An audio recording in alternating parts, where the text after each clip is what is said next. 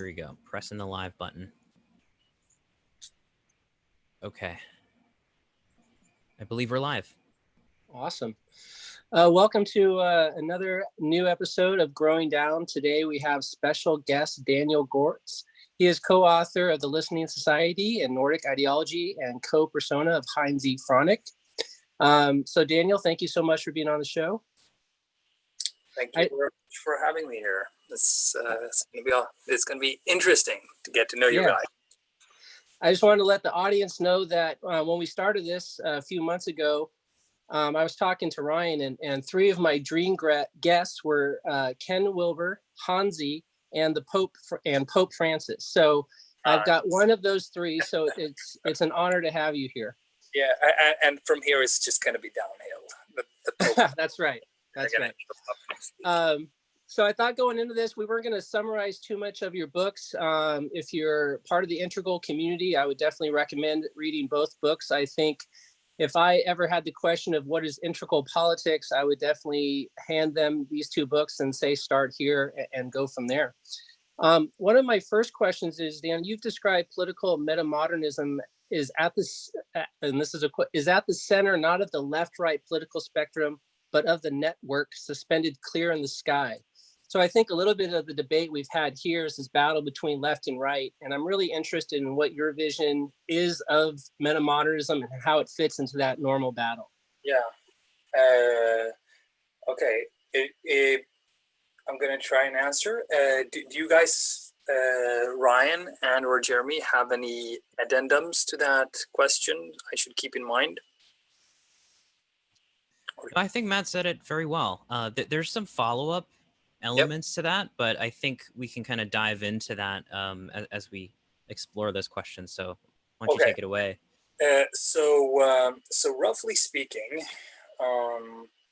the left and right emerges at a certain developmental stage in society, which has to do particularly with modernity, and modernity then like you, Jeremy, you have written a book about Jean Gebser, and I'm also interested in your Jean Gebser. I haven't had the pleasure of reading your book yet. I've looked at it several times, and it's definitely up there in my reading list, and it's one of the inspirations also for the upcoming Hanzi book, which is going to be about historical development.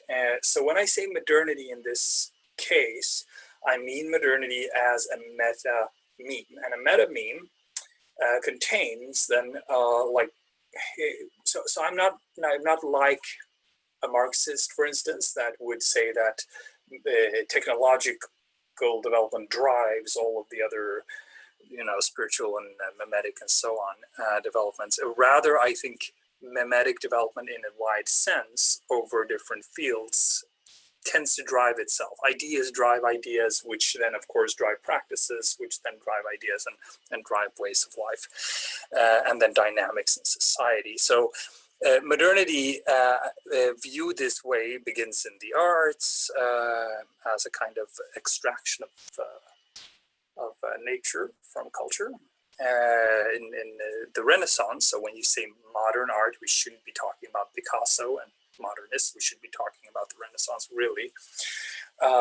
And going on from there, it expands into wider and wider circles of art. Just needs one person, and the artist can just intuit modernity, what it is, whereas philosophy, starting in this, after the arts, you have scientific revolutions, which are actually driven explicitly even by the arts, by progression within the arts, and from once the new scientific worldview breaks apart the medieval worldview, new cosmology and so forth.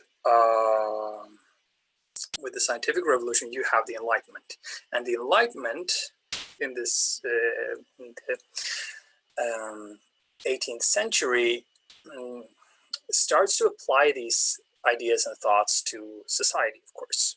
And within the Enlightenment, then you have the germinating left and right as ideas.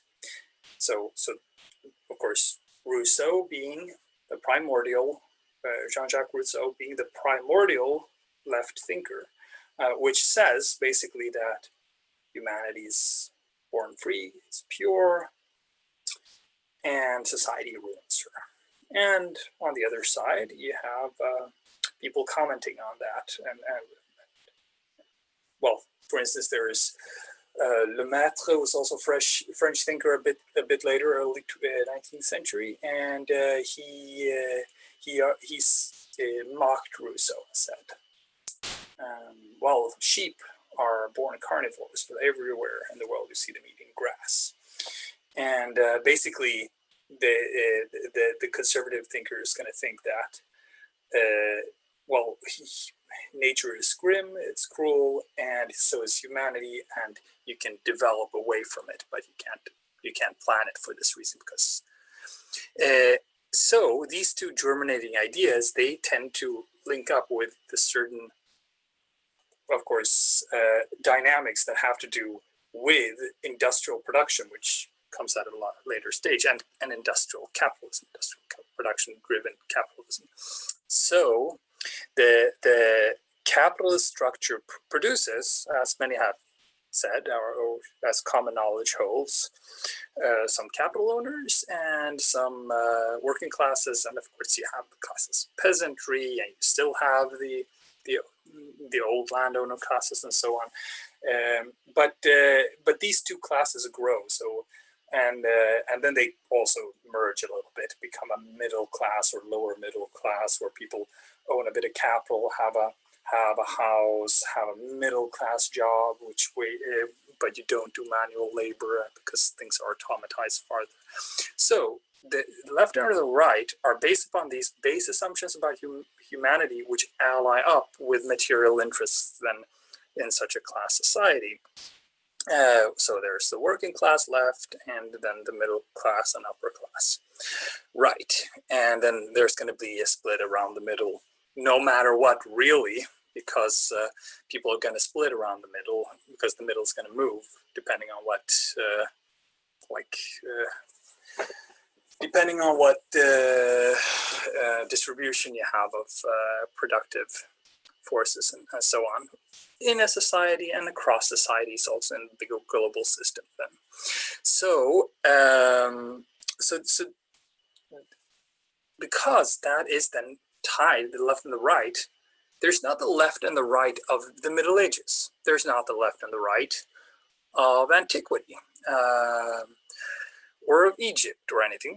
Sure, you have slave rebellions and stuff. Would you say those were left-wing movements? No, not necessarily. Was Christianity, is it left or right? Well, I mean, Jesus is probably, I mean, obviously a left-wing guy, but I mean, the whole thing doesn't really make sense, right? But then Christianity is obviously a right-wing force. Yeah. So because it's so clearly bound up with modernity, the left and the right aren't going to be super meaningful categories, because in the kind of like post-capitalist or hyper-capitalist structures that are emerging in digital global society, even of course right now we're taking a step backwards on globalization, but the long-term trends are pretty clear. And then I mean, then you break up this this division of classes, and then you break up the material elements of the left and right. So the main new axis becomes like the old and the new society, which is actually much more like the moments around the French Revolution or the founding of the United States. So you had the Ancien Regime, and you had like the new Republican forces. And the new Republican forces were then on the left, because they were radical, and they eventually, later iterations, sparked the industrial worker left and so on, but but it's another kind of it's another kind of axis. And so looking then at the class structures of this kind of society that's growing, first of all, because it's global, the greatest injustices are going to be transnational and global. So I mean, sweatshop worker children is a much bigger problem than, I don't know, the janitor or the gardener if they make a bit more or less money, right? So that's one part, and the other part is that there are new classes showing up around this economy, like the attentionalist economy, the economy of cultural capital, of steering meaning, of catching attention, of controlling basis of information, and crunching that information in the best possible way that you can think of, and get the greatest possible benefit from that. And you benefit meaning how much you can actually control other people's time and attention, and thus behavior with it. So you have the new classes that I would call the creative class, or the natives of this new world. I have called them the Triple H population: hackers, hippies, and hipsters, or a Quadruple H population. You can add hermetics, well, people who are more into deep rituals and symbols and reinventions of co-created religion and esoteric stuff, and well, all of that stuff. But these 3 or 4 ages, if you make a Venn diagram of them, you can see that like the new kind of creative class is at the intersection of those. So this creative class wants other things than the old middle classes. So all the doctors and lawyers and engineers and people who would normally be what in the classical modern analysis would be kind of the benchmark of society. They now have a new opponent, and this new opponent says, like, hey guys, if we continue as usual, not only are you not going to get my creative, more complex, more free-moving solutions, we're also going to crash the system. We're going to be alienated. We're going to not have enough meaning in life. We're not going to be healthy enough, and we're of course there's the sustainability thing, and then there's the inequality thing, and there's stuff like animal rights and stuff that that are just not on the map of these older class struggles. So that's one part of it. That's the upper echelon of this new class, new dangerous class, like the left like to say. Then the second part is, as others have argued, it's the precariat, and there is a revolving door between the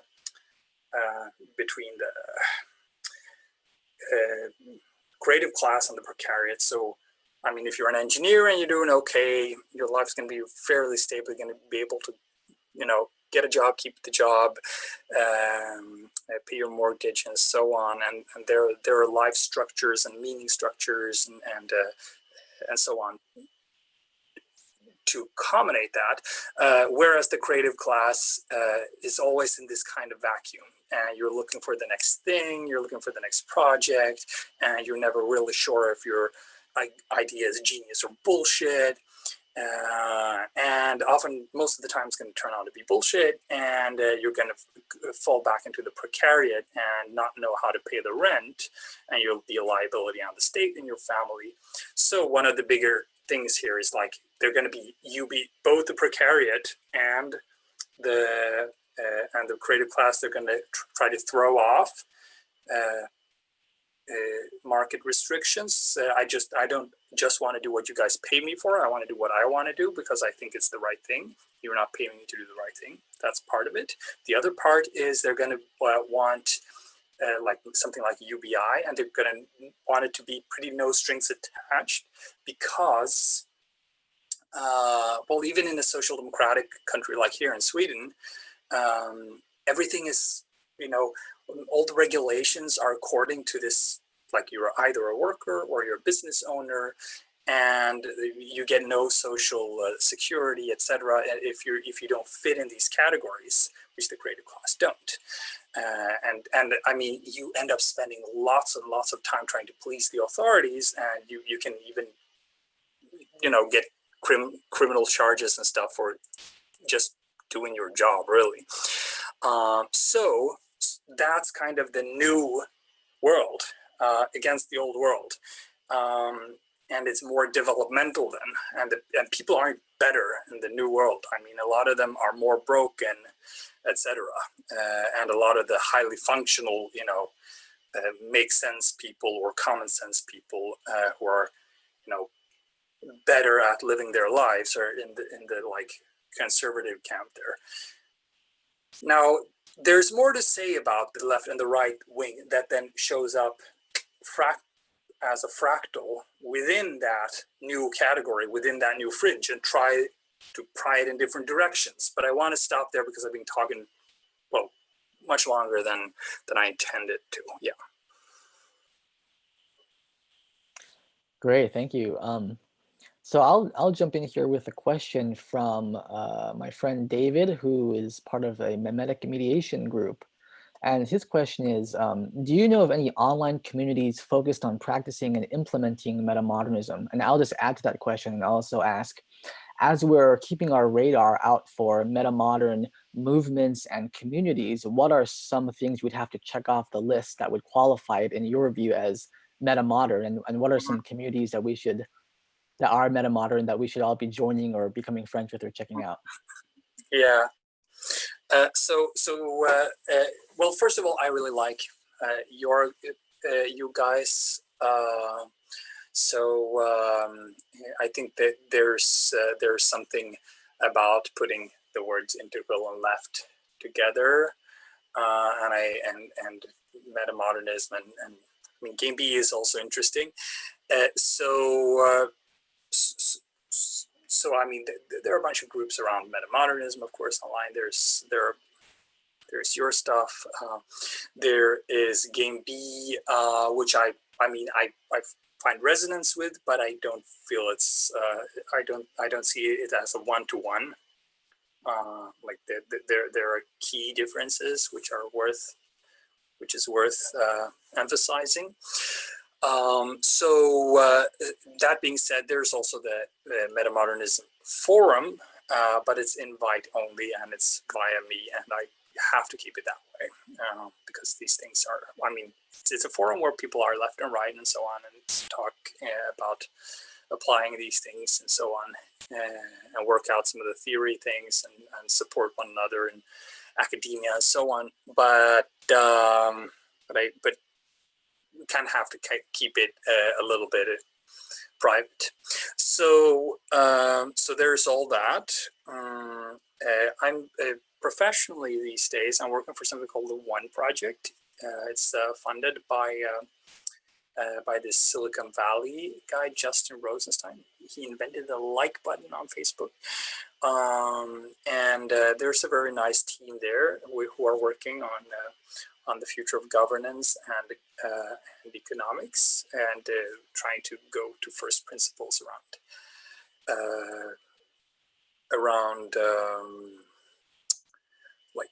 we start from ontology and epistemology, and then work our way out and try to study what's out there and map it out, and then try to come up with some stuff. So there's that. But One Project hasn't gotten to the level yet of creating a community around itself. So it's basically just a team. But be on the lookout for what this group is going to be doing. That being said, what I hope is going to happen in the world is that someone somewhere is going to try to get really serious about implementing these things politically, meaning that somewhere, like maybe on a municipal level, on some key city, maybe Stockholm, maybe Berlin, maybe where you guys are living, maybe around San Francisco, maybe a third world country, maybe a small country like Iceland, I don't know. Strategically, where the soil is fertile and where the moment is right. It's all about institutional leeway that happens to exist in a certain like developmental dynamic of a country, and they reach equilibriums, and once like a strong equilibrium is there, or it pulls in a certain direction, then there's not that much to do. You kind of have to strategically look for, well, right here is a gap where you can actually fill it with something and take the next leap. So I would like such a project to materialize, and I would, if you are a reader or like a listener listening to this, or maybe we together at some point, we are in this conversation, we can come up with such a project and make like a rigorous plan for it, really, and then attract networks from around the world. Like, so, I mean, hey, there are thousands of metamodernists out there by now, or at least hundreds. And what would happen if they conspire together to, I don't know, help start a transnational municipal party in Berlin and try to actually take action on some of these more advanced ideas on metamodern politics. And then that could be a learning lab and an example, and from the inevitable failures of that thing, other things can grow. But I imagine it like it starts where it's supposed to start, in the new medium on the web, with us talking, and then we kind of sooner or later, like it's a fantasy right now, it's a fiction, but it's going to become fact. We're going to come out of the screen, come out of the television screen like the alien, and act in the political, social world and recreate that world. And we're just looking for the right people, for the right plans, for the right moment to play that next note, right? Yeah. What to look for in metamodernist movements? So metamodernist movements are going to be, well, first of all, there are three things I want to keep out. So I want to keep the Nazis out, and I want to keep the fascists out. I'm not going to comment further on these. And the second is I want to keep magical thinking out. So the idea, if your idea is to sit down and meditate and create a field of energy which nobody can see and you can't prove it's there, but it's going to save the world, then I mean, that's out. And the third is UFOs are out. No UFOs. Like, I mean, sure, you saw a ball flying, you didn't know it was a ball. And that thing is okay. It's a non-identified flying object, but there aren't any aliens here, and it doesn't matter how much DMT you took. It doesn't prove anything, and it doesn't matter what you saw on YouTube. They're not here. So first of all, those things are out. That being said, it's going to be developmental.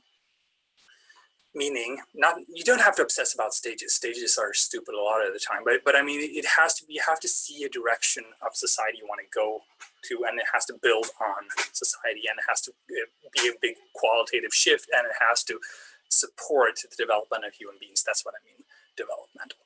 That's one thing. It has to be multi-perspectival, meaning, I mean, it has to be it has to always keep a door open to being wrong and being testing hypothetical. It has to be transpartial, meaning it tries to bridge different perspectives, and it has to be co-creative. It doesn't mean that people can't have their agendas, but that it should be focusing on processes and how to create the best possible outcomes through communication. So those are like, if it has all of those, it's going to be pretty metamodern and very interesting in my mind.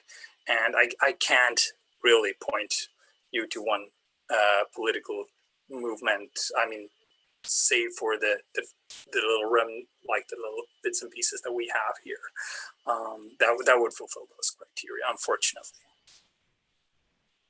So kind of a follow-up to that question too. This is from Ben Bash, a friend of mine. How do we reach the working class with these ideas? Oh yeah, I saw that question on Facebook. So first of all, so as I said, the working class isn't necessarily such a good category anymore, for this reason that, I mean, if you go back, I mean, even just 50 years, there was obviously a working class. You could go to factories, see a bunch of people who were there, and they didn't have college degrees. Now, manufacturing jobs today are well, the Midwest has a lot of them, but I mean, they're not that common, and they're not like, if yeah, I'm sitting here with friends who are normal Swedish people, this house full of friends, and sure, one or two have worked in factories, but is not a part of everyday life experience, production, transport, and so on. And people have all sorts of backgrounds and so on. Like I grew up in an immigrant, immigrant type or like community where there were almost no Swedish people left, and I'm half immigrant myself. And then when I was a kid, I didn't have that much money, and then, or my family didn't. And then today, my family is well-to-do, but my sister is on a reduced kind of permanent sick leave and so on. And whereas my brother is a psychiatrist, it's difficult to delineate the class structures. And the more mobility you get, the more the class structures as we normally think of them, as we have normally thought of them, are going to be driven by actually trait structures.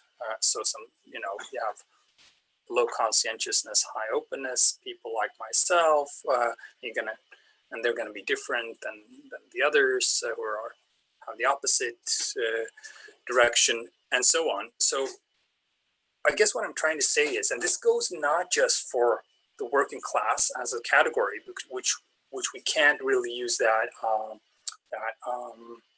monolithically.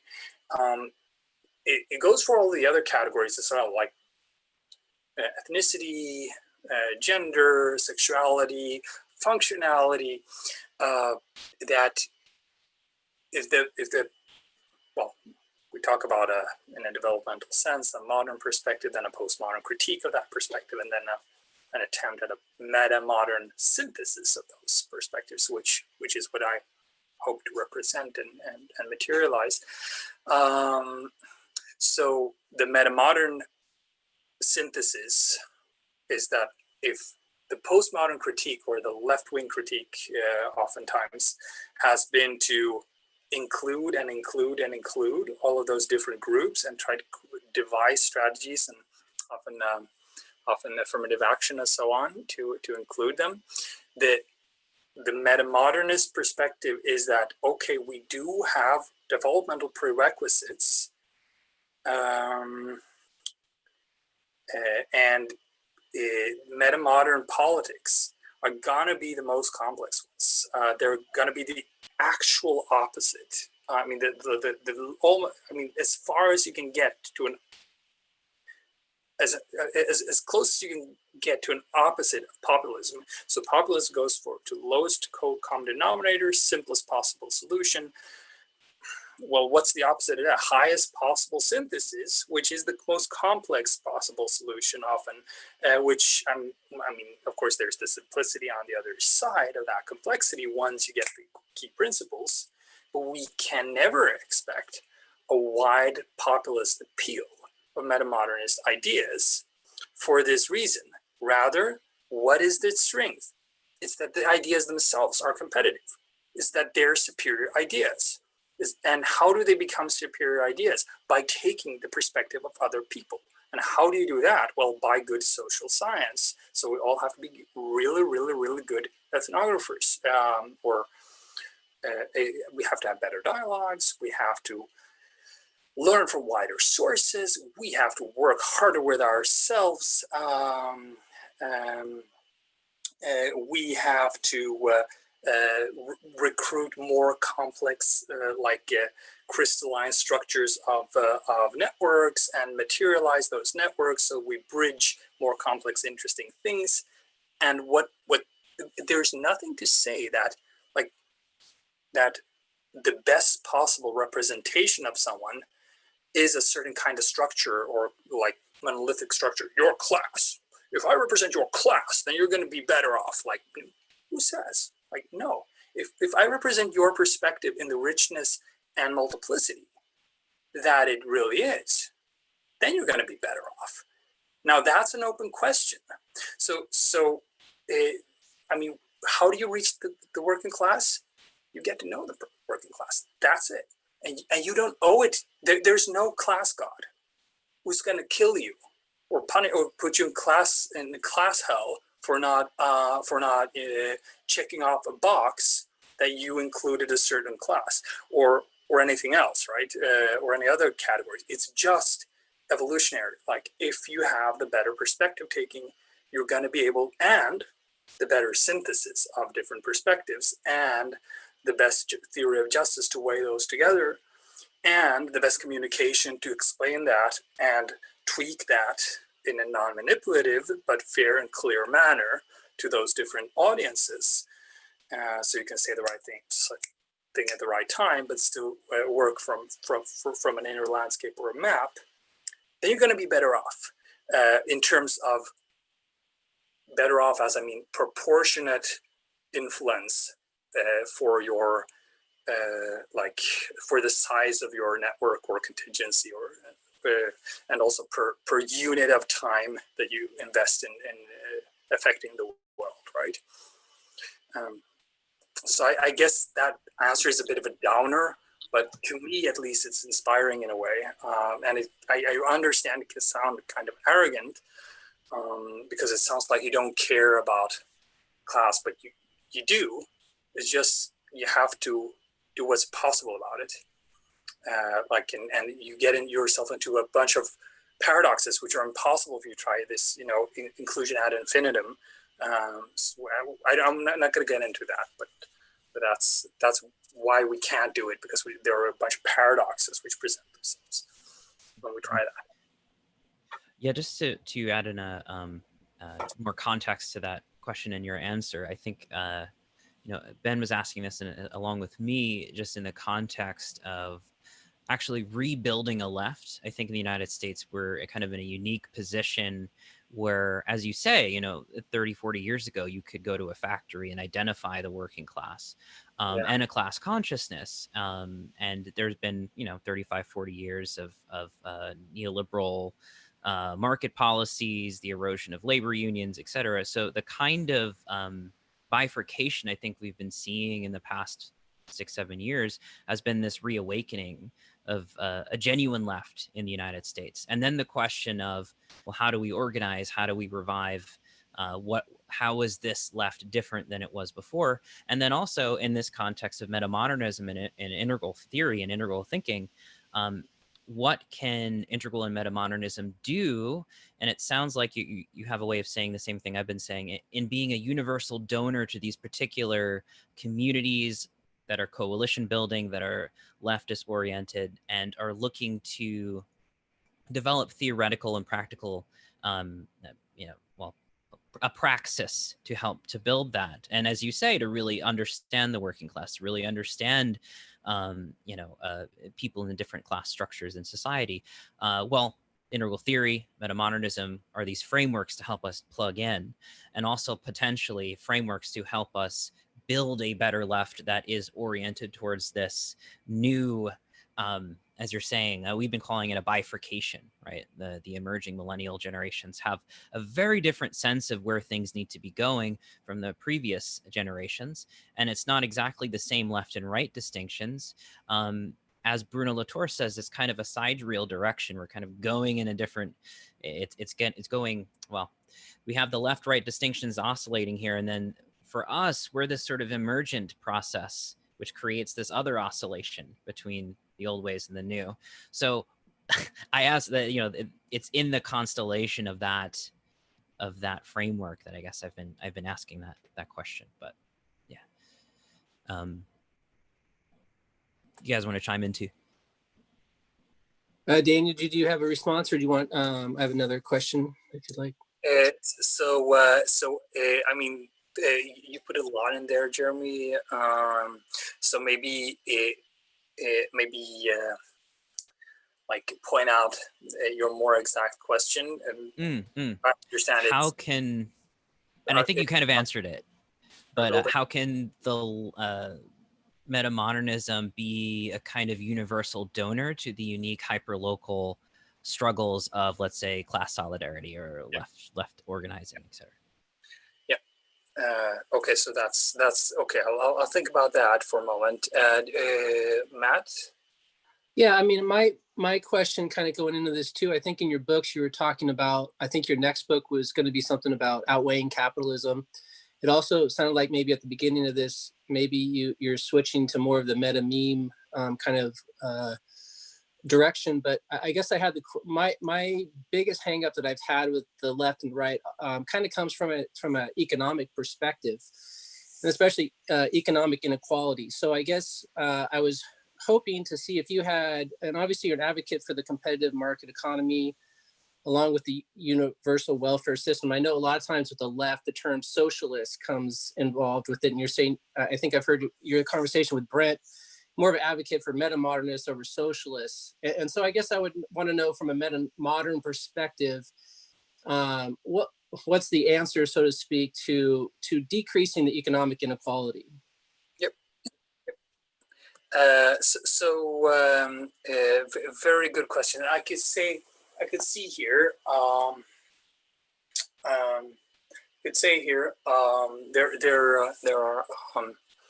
There are connections between your two questions. First of all, like, what can metamodernism offer then the left in a broad sense? So first, and I would say two or three things. The first would be that the left isn't good at developmental perspectives, and the left tends to use all of these critical sociology perspectives or critical theory perspectives, sociology and anthropology and ethnology and the rest of it, and it tends to if you hear some weird sounds here, you have this dog here running around. That's what you hear in the background. So he's from, or she's from Moscow. She grew up as a street dog in Moscow, and they found her. She had 5 pups. Not my dog though. So anyway, if you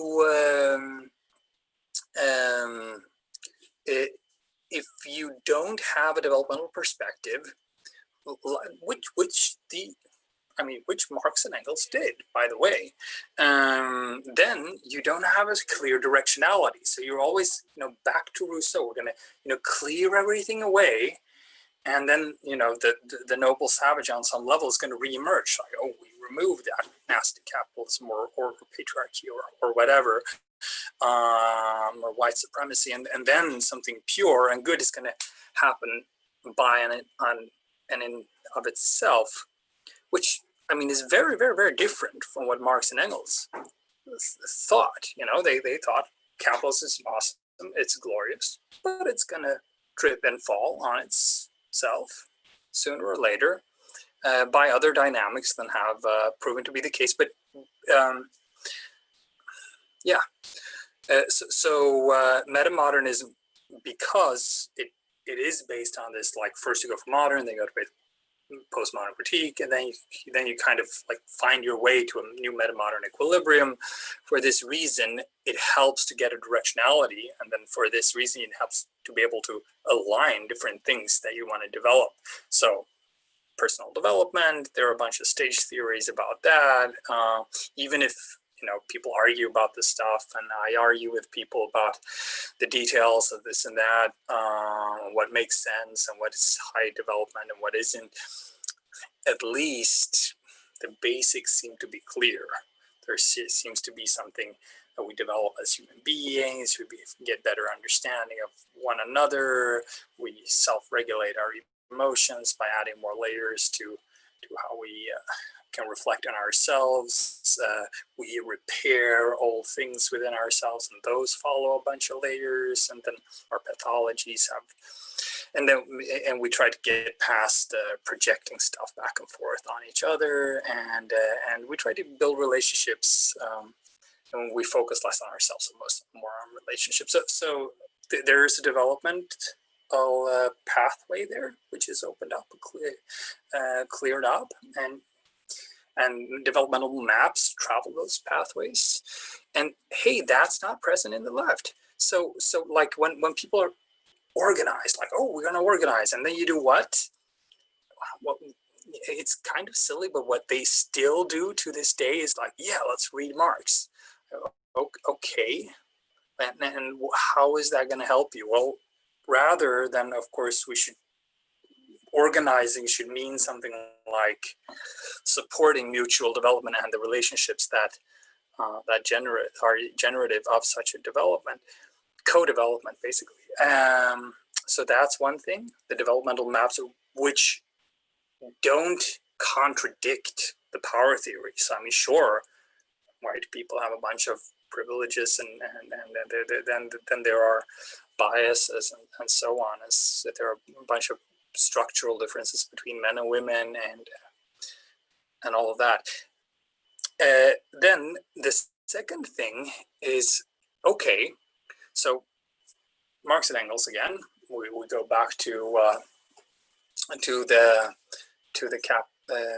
the Communist Manifesto, and the most world famous sentence of any political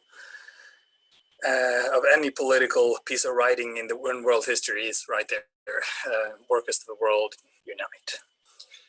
But we've already seen, both in actual reality, like out there in the world, and through our analysis, that workers of the world unite is too difficult because it's not a monolithic category, and other category, and it's just one out of so many other categories.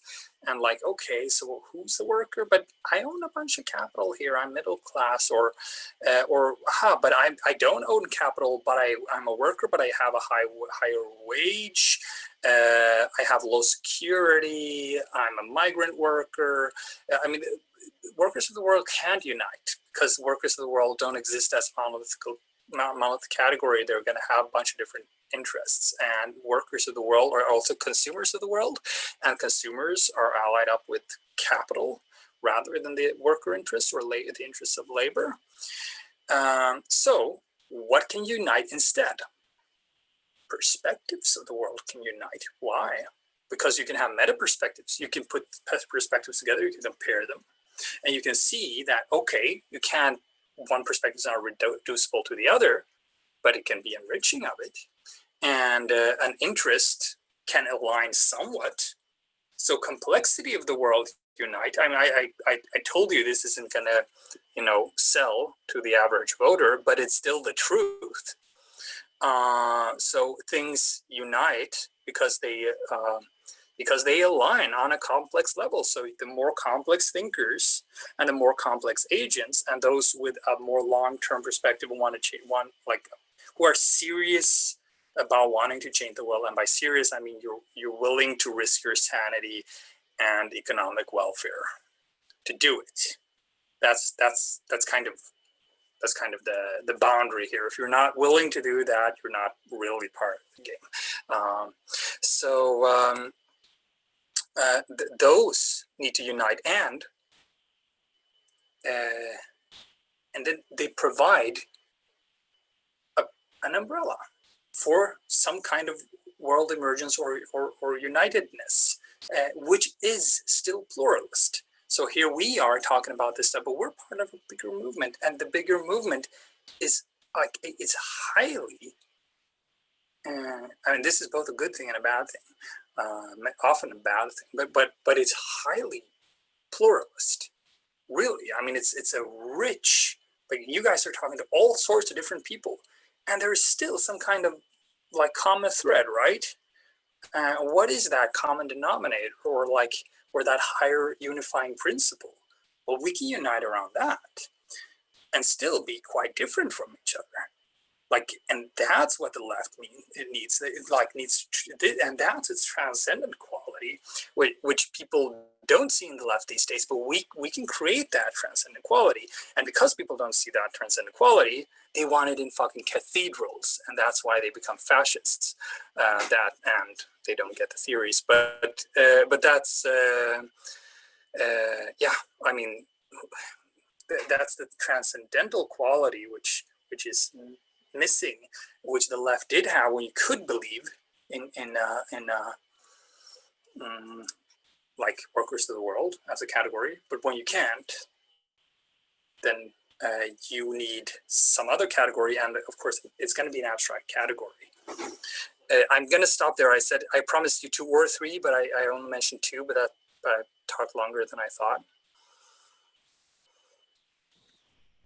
Jeremy, you want to ask Jason Snyder's question? Well, actually, I realized it didn't answer yours, Matt, really, about inequality then, or I mean, economic inequality specifically. Do you want me to address that also before we go to Jason Snyder? You can leave it out there, and then you could ask Jeremy's question if it can tie in. Just go ahead. Yep. Okay.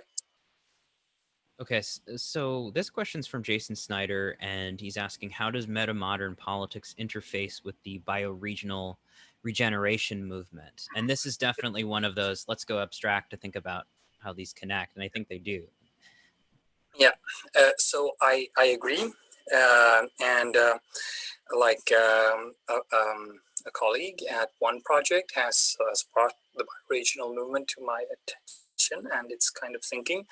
I am not super fond of the founding documents of that movement or theory, because I find they are too far removed from the actual politics of the world. So, I mean, if you can't answer, what if Russia would resist you violently, and the other country, for that matter, if you try to break it up and according to its bioregions, then you don't have a serious theory. Because, hey, you have an interesting intention that bioregions should be the defining structures, and then you can much more organically or with an inherent logic govern from those and according to principles set by those same bioregions. So, as I have understood it, this theory is about the bioregions, which are often not at all the same as the borders where our countries are drawn. They should be the most natural and most basic foundation of governance, and then governance should link down to the people, but down to the bioregion which supports a people. So it's this step deeper than democracy in that sense. It represents the bioregion as a whole, and then takes the interests of that bioregion. And they are anti-capitalist also, in that they believe that if you do organize according to such principles, then that more naturally helps you to organize in a sustainable, regenerative manner, which doesn't detach the human system from the bioregion. And they see capitalism and its like infinite growth thing as part of that detachment. I have a relatively sketchy version of this. I understand that.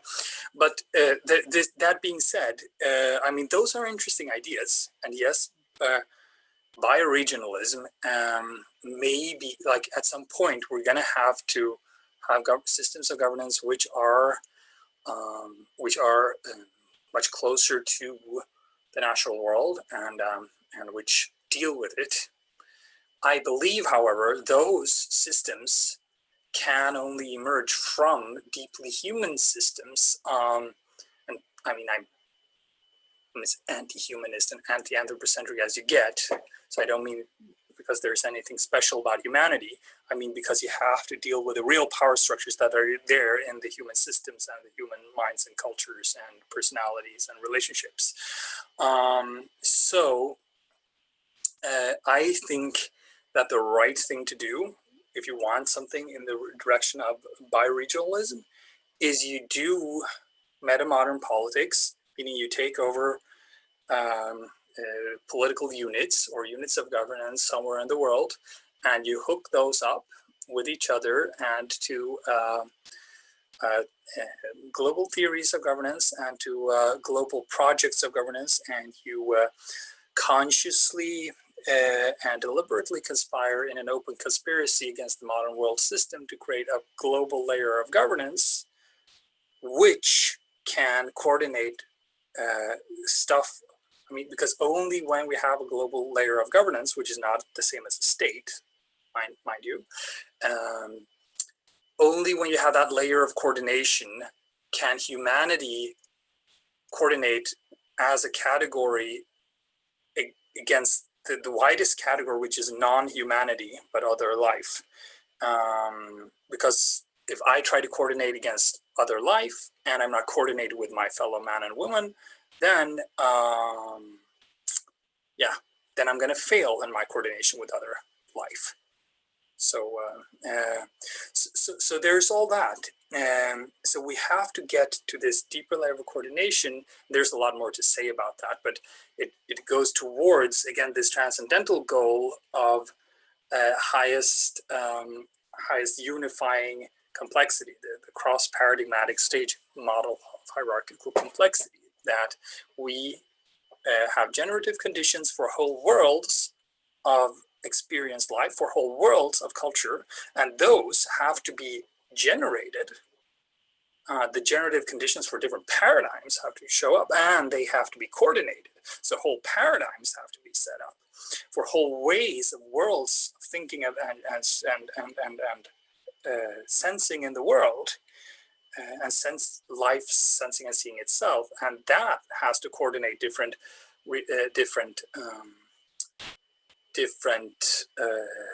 political realities. Bioregionalism may be an important aspect of that, but it's not going to be the only paradigm. So yeah, I guess I'll stop there. The point is that you have to go through the human systems here and now, because there's no way from here to there except upwards, and then you can break it up. And maybe bioregionalism will be one of the new things you can break, the new like boundaries by which you can form new polities and so on. But if you don't have a higher coordination and coordination of ways of thinking, I mean, what do you do about all the non-bioregionalists in the world, which is 99.9% of the population, who don't want your bioregionalism and who think it's stupid or fascist? What do you do about them? If you don't have a theory about that, you don't have a political theory, right? Yeah, well said. I think Ryan or Matt, you guys take the next question, but I just want to comment that this is something that's come up with us in like Game B conversations, etc. It's that, we are in a transitional and intermediary time, and that requires us to have a deep sense of literacy of our material histories, our current politics, and a strategy to interface with it. Getting from here to there, there's this middle ground that we really have to be deeply literate about and have actual practical strategies for. So, yes. Thank you. Yeah, I kind of want to ask a more fun question, but nevertheless a very serious one too. So Daniel, if you're the president of the United States, and let's say you had a metamodern supermajority in Congress, what would you do? What would be on your top agenda priorities for some Yeah, policy implementation? yeah. First of all, I'd kill myself, but no, I do roughly what's in the Nordic ideology, really. First of all, I mean, I don't believe very much in the United States as a place of real change, and the reasons for that are fairly mainstream. You can read about them in Francis Fukuyama's Political Decay. Political Order and Political Decay, I think, is the title of the book, the second of his two very big magnum opus. But then the reason roughly is that younger countries tend to have more updated institutions, and older country is the oldest and best, like oldest democracy in the world, and at one point had the most high-tech system, but it's been founded on some pretty old principles, and the whole way the states are put together in the federal system is also very outdated, and for this reason, there are many things that create negative feedback loops, really. Or things going in circles, not very good ways, right? When it comes to political agency or the political capacity of that country. So even if Brent Cooper would get his wish through our common friend, that Bernie Sanders would win, then I think that what Bernie Sanders could do would be fairly limited in that kind of political system. So for this reason, I think metamodernists should abandon the modern political game board a little bit more and try to focus on, okay, where are the key aspects, where are the key pressure points in the world system? Maybe it's Botswana, maybe it's Bangladesh, maybe it's Seoul, Korea. Or maybe it's in solutions around governance, which are based on ways of decision making and so on. There are many strategies to go here. That being said, okay, let's say we get a metamodern president, and for some weird ass reason it has a metamodern majority. This doesn't make any sense at all, because like I said, it can't work that way, because we're not going to you're not going to get metamodern majority ever. So one thing they won't do is they're not going to go down the socialist path, the old socialist path, and say, okay, so socialist means good, so metamodernist means good, and this is a metamodern country, and I'm going to do metamodern politics, and now kids are going to get metamodern education, and people are going to do metamodern arts, because the label doesn't have any real meaning like that, first of all, and what happened with the socialists was, of course, well, so you defined socialist as good, and you define your country as socialist. So what happens with criticism against that country, and what happens with the arts, for instance? So in the end, socialist art was whatever Stalin liked. Whatever Stalin liked was whatever helped his oppressive status quo and hid the truth about the ruthlessness of his regime. And then the artists of the Soviet Union, after some few initial happy years, were very, very, very miserable people, because they all sold out. So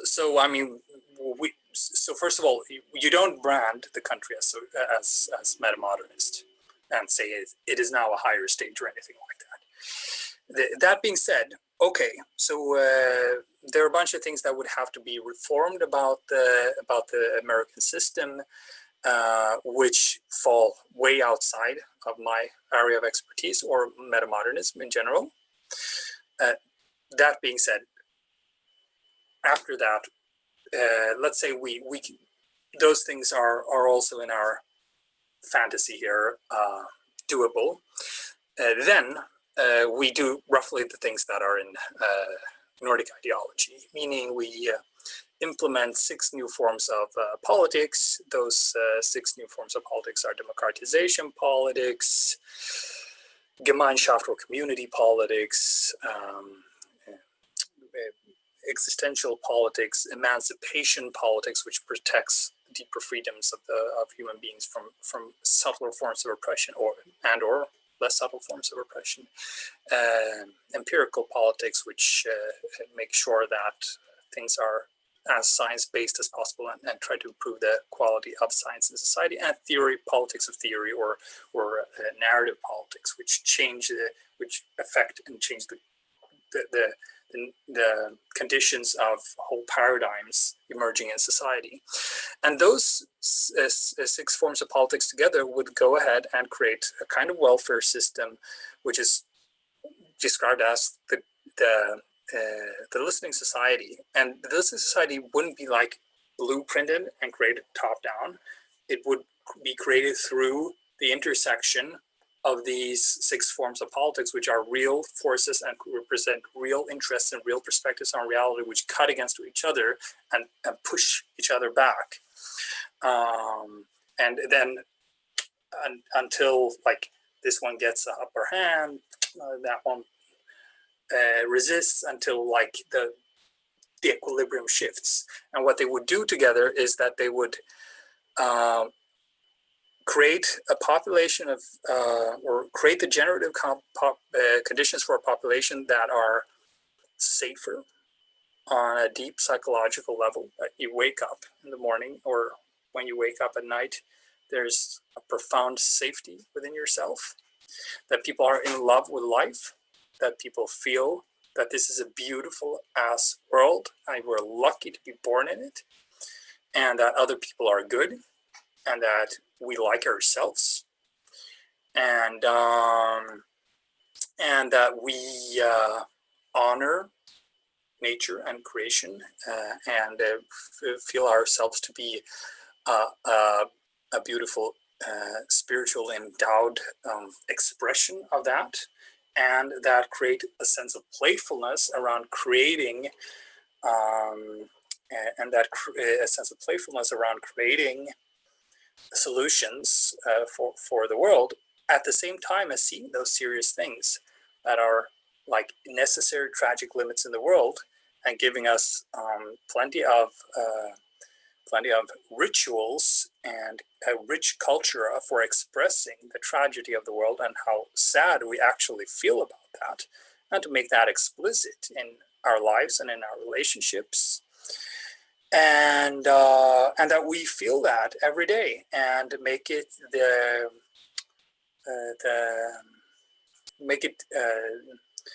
an engine in our lives, really, that hey, no matter how well my life turns out, sooner or later things are going to fall apart.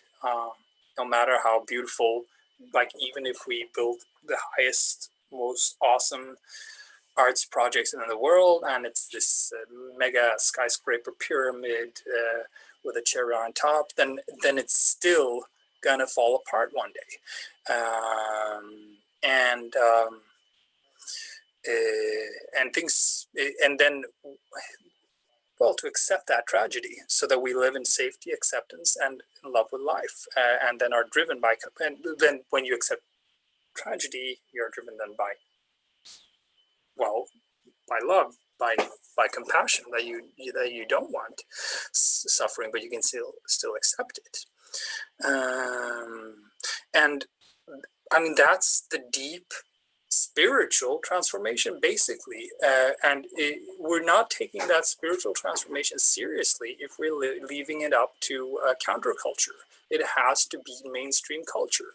It has to be in our institutions, in our education, in our, it has to be everywhere, really, and not as a schema, that brainwashes us or anything like that, but creates generative conditions for it. And that's the beauty of all of these developmental theories is they point towards an open horizon that says something like that, not an omega point. It doesn't point us towards a prison.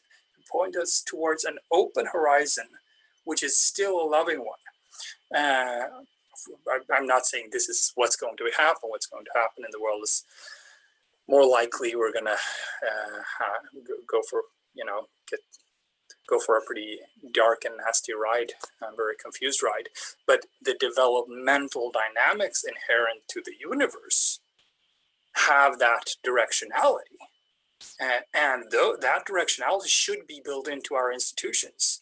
And if it's built into our institutions, means it's built into our habits, it's going to be built into our minds, it's going to into our hearts, which was already there all along, right? That we already kind of, since we were kids, we're kind of in love with life. Like you wake up and you draw your first breath, and I don't know, you taste your first blueberry, and you experience your first summer, and all of these things, and it is beautiful. And then you learn about the things being wide and huge and awesome and mysterious. So of course we are really in love with life, and something is preventing us from it. So and this is again left and right, but you guys are hearing where I'm coming from here. The two things don't. I mean, I'm obviously here expressing a more left perspective, but I believe that the way there is actually through hard-earned development, and that development is very, very, very dialectic, and it requires all of these processes, 6 new forms of politics which push against one another, deepening our democratic processes, improving our relationships, working with our existential life, and yeah, all the rest of it, really. Thank you. This might be deep diving into some nerd shit, but I wanted to kind of ask, since you kind of brought up the different stages. I think in Listening Society, you referred to Metamodern at the meta-systematic. And Yeah. when I listened to the Future Thinkers with Wilbur, he thought Metamodernism started more at the paradigmatic. And I was just wondering if you had a take on that. Yeah. So first of all, Wilbur, I'll just say straight out, he didn't know what he was talking about on that podcast. It was because he didn't read MHCs. And it was very obvious. He might have looked at it briefly in my books or articles or something, but he was describing it all wrong in that interview. It had nothing to do with it, with the actual theory. So that's one thing. The other thing is this is complicated. So what I mean when I say those things is okay. So there are. Hello, listeners. There's a thing called the model of hierarchical complexity, and it is a developmental stage model. It's neo-Piagetian, and it's mathematized these stages, and it holds that Piaget held that kids develop through discrete stages. You can see those shifts. They happen relatively dramatically in the kid's life. Neo-Piagetians have argued that you can see a similar thing on normal distribution among adults, and that they're not all adults are on the same stage of cognitive development. And then what I have argued is that stages of cultural development, like the meta-memes, modernity, for instance, they tend to correspond to certain stages of complexity. And the way I placed it is that, well, what Jean Piaget called like the normal adult stage, which you reach after you have become, after you've gone through childhood and adolescence, is you become a formal thinker. You can make these formal, you can reason formally and create your own little formula, your own functions, linear functions, for instance, and so on. So, and I argue that stage, formal, corresponds to modernity, because it kind of looks like, I don't know, Newton's dynamics or something, or Newton's mechanics, I mean. And then you can go from there to postmodern, next stage, like critiques the systems of society. So that kind of corresponds to systematic thinking, which is a higher stage of cognitive development, which is more common just in a, or it shows up in a minority of adults, like maybe a fifth or a quarter of a normal adult population. And then above that stage would be a meta-systematic stage of cognitive development, which compares different systems and looks at properties of those systems, kind of like you understand topology of something, you understand like the shape of the systems, like, if you go here from there to this system, then that system isn't the same as this one, but it has this property, but this system has that property. So, this cannot, so this kind of conclusion can be transferred to that kind of system, but not this one, for instance. And those kinds of ways of thinking and reasoning you notice in some intellectuals, but most you won't notice it, because most of them aren't at meta-systematic. They will treat, most theories are going to be at systematic stage. Most academics are at systematic stage. So they often present one system of thought, a bunch of different propositions or functions, and then they systematize those, and then they show the relationships between those. But they never get to the meta-systematic stage. And this is frustrating, of course, if you're at the meta-systematic stage or transitioning to it, and you're beginning to see this, and you're in a, now you're in a university department or whatever, where most people are systematic, and maybe they're smarter than you in other regards, or maybe they know a lot more about this stuff, and they've written a lot more articles about it or whatever. You can kind of see a bigger picture, and you have an intuition, but you don't get resonance for it. And these things kind of need a kind of back and forth. You can't just think things up by yourself. Nobody can. You always need some kind of resonance, and this goes, of course, for emotions, for sexuality, and everything else, but and for cognitive models and worldviews as well. So meta-systematic people will be maybe just 2% of a normal adult population. 1.8, says Michael Commons, the creator of the model. So anyway, so I have argued that after the postmodern critique, you have a metamodern synthesis of these two. And what I mean when I say that is that to operate metamodernism, to operate its different theories, like, so you have a theory of power and a developmental theory of freedom, and at the same time you have to understand that this is a cultural movement, but it's also a political movement, but it's also developmental theory, but it's also developmental stage, and all these things are interrelated, but they're not arbitrarily related. Well, just to get the theory and just to operate it, you need to be at meta-systematic. So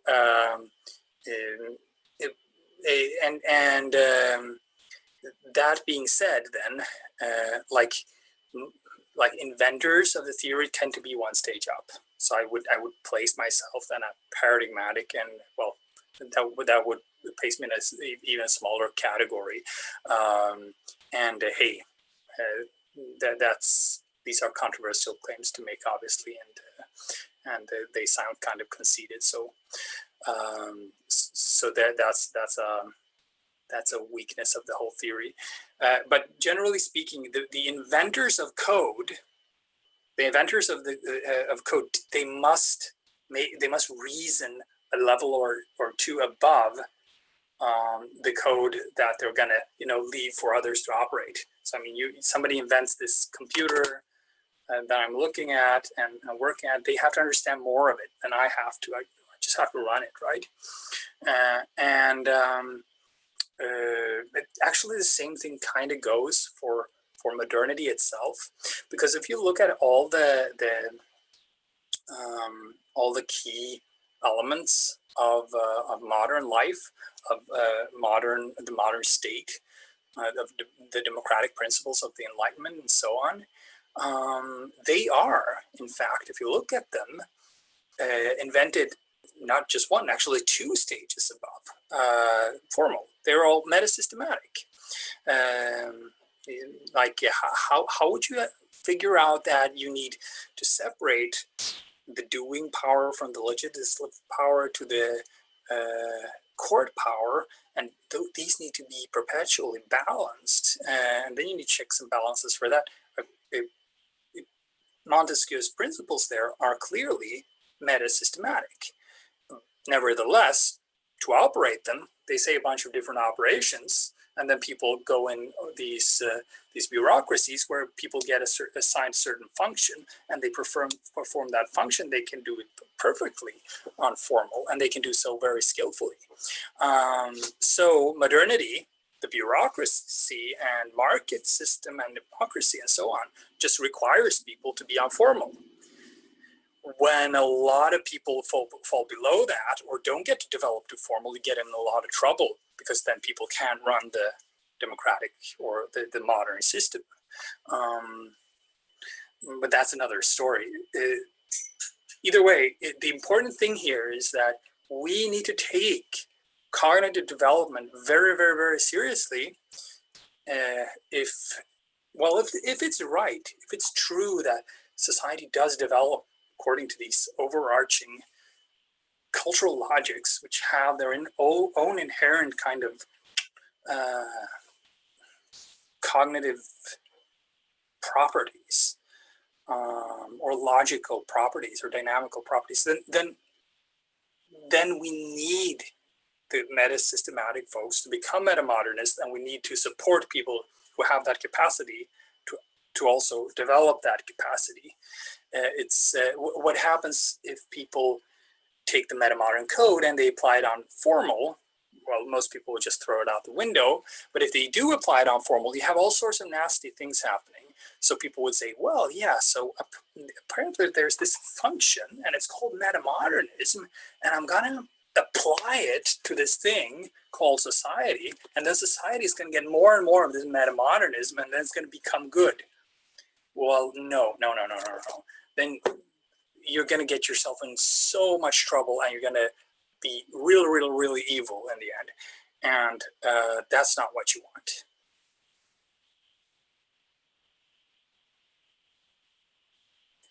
Yeah, I mean, that's a good explanation of it. I know we're kind of getting to the closing of, we got about 5 minutes left. Jeremy and Ryan, do you guys have any concluding questions? Just a really quick question from another fan of yours, Daniel. He wants to know when your next book is coming out. Oh, yeah, thanks for the question. I wish I knew. So first of all, we've had the extreme honor and luxury to actually start getting donations. So we're gathering up a pot of money there, which I and my co-author can support ourselves with for a period of more concentrated work. So I'm looking forward to that. Right now I'm signed up for other work until February and perhaps until March, but it's not full time, so I keep working on the book. And I wish I could give you a date, but I mean, before the next year is over, the next book's going to be out at least, and it's the 6 Hidden Patterns, and the book after that would be Outcompeting Capitalism. Because the economy book is so, because it deals with so important and so difficult and so technical issues, maybe it might actually be better to write it as the 5th or 6th book in the series, so we get the theory of ethics and law in place before, so we have a more proper theory of justice to build upon, or we can reference in that book. That being said, the next one is relatively, the next book is the most straightforward one, and it's written in dialogue form. So you have Q, and you have HF, and HF being Hanzi Freinacht. And Hanzi Freinacht is not the evil guy in this one. Hanzi Freinacht is relatively good, and Q is evil a little bit, because Q really needs to grill Hanzi Freinacht and make sure that.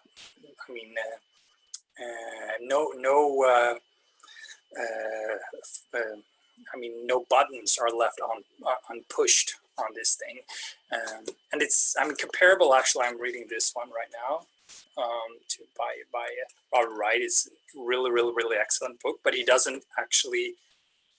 Robert Wright has already done a better job than even Hanzi Freinacht can do on this one, but he doesn't have this like connection with, for instance, John Gebser's work. So it's a kind of synthesis of those things, because we need at this point to also have a new history, or a new way of seeing world history, so that people can weave these, we all can weave these personal narratives for ourselves into this world history thing, and then interpret events according to that. We didn't go so much into interpreting world events in our first two books, and then that's a very important cornerstone of moving together forward together as a movement. So that's the next thing, a dialogue format. It's not real Socratic though, because won't go in it. It's post-Socratic. It's ironic Socratic or something. Nice. Well, thank you, Daniel. I'm looking forward to continuing our conversations. I'm going to be writing a book this fall as well. So, and then of course we've got some kind of online conference to do together. So I'm just looking forward to more conversations. Yeah, likewise. This is the first time I meet you, Ryan and Matt. But I mean, Jeremy, I was saying before we were on the call that I've noticed your stuff around for a long time and noticed your presence in many ways. So I look forward to getting to know you. Like today, this interview, you guys interviewed me. You asked me a bunch of pretty tough questions. So I kept talking, but I'd like to get to know you as well. I'm going to read your book, especially as background work for this next Hanzi book here. Fantastic.